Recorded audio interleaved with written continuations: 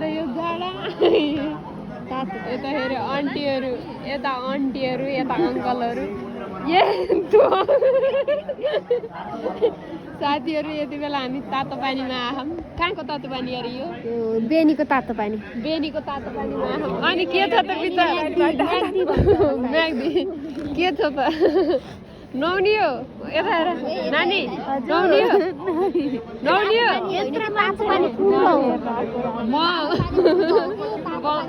म त नुहाएको हेर्न आइकि म नुहाउनु सक्दिनँ हेर ल जा को लियो नुहाउने सरले नुहाउनुहुन्छ क्या साबनैसित हैछ कि नुहाउने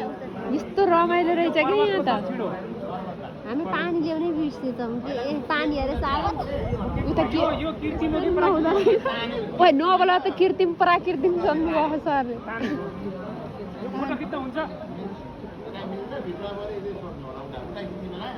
फोटो खिच्न मिल्छ अरे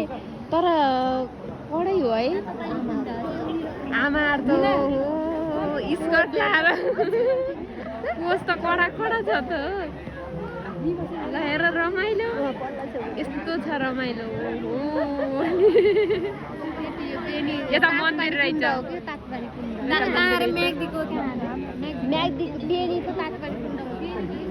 म्याग्दी हो कि बेनी हो र यो बेनीको हो क्या तातो पानी कुण्ड भन्ने रहेछ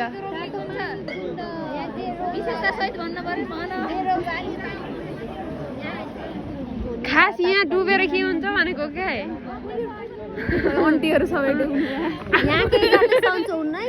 होइन के यो आफै तातो भएको नि यो पुरै के रे बिजुलीले तातो बनाएको बरु ल्याउनु गर्मीले ल्यायो भने त यसो कपडा खोल्न त सकिन्थ्यो गर्मी त के हो र गर्मीले ल्याएर कपडा समेत त खोल्न सकिन्थ्यो बरु म घरै गएर किट लिएँ त तार्नुहुन्छु पागल म ठुलो भर्खरमा त तार्नुहुन्छु बरु म यहाँ त्यस्तो फोर सबै चोबल लिएका पनि म चोबल लिन्छु होइन यही हो नि त चोबल लिएन चोबल जा गएर कपडा खोलेर नुहाइ जाडोमा कोतो अरू चोबल लिएका चोबल लिन्छ छिटो के त तिमीहरूलाई म हेर्छु कतिको चोबल लिन्छ आमाहरूले सबै त्यही पिसा फेर्नु ओए अहिलेसम्मको ए सुषमा अहिलेसम्मको भैँस जति हरान हुन्छ जा